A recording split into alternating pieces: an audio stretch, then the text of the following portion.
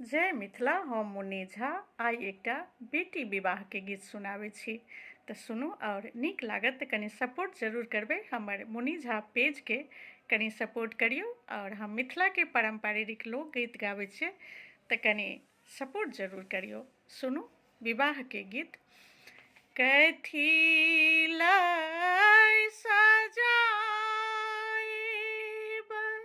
नगर अयोध्या से, नगर अयोध्या कथी लाए जनकपुर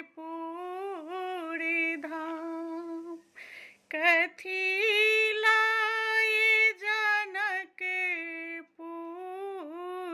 धाम, कथी लाए सजाइब सिया के मरीबा, सिया के मरीबा कथी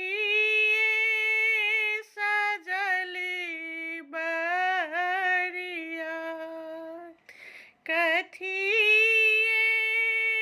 सजल बरियात, सोना से सजाओल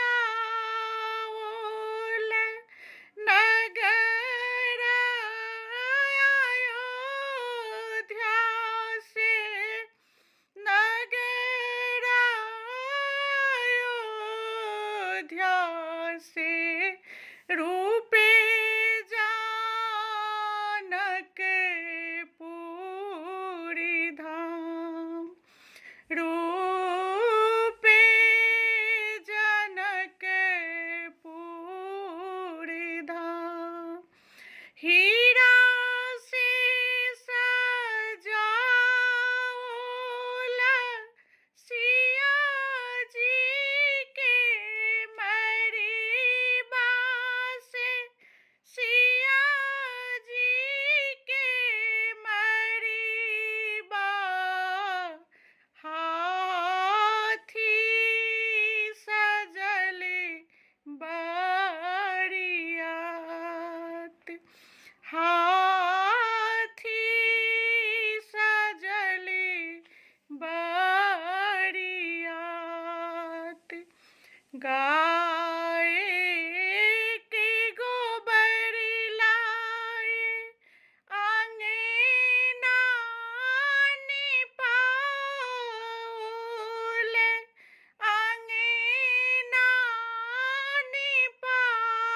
निपाओल, गजे मोतियहि पने पुराण, गजे मोतियहि पने पुराण, गाय के गोबर लाए अंगना निपाओल,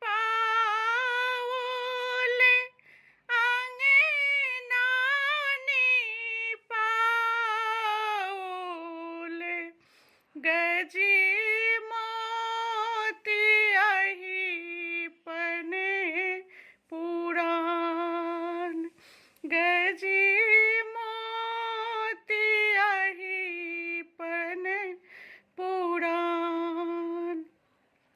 आब हो बजनिया भैया बजना बजाब से, बजना बजाब की सीता के होए तबिया, सीता दाई के होई छन बिया, आजू सिया के होई छन विवाह।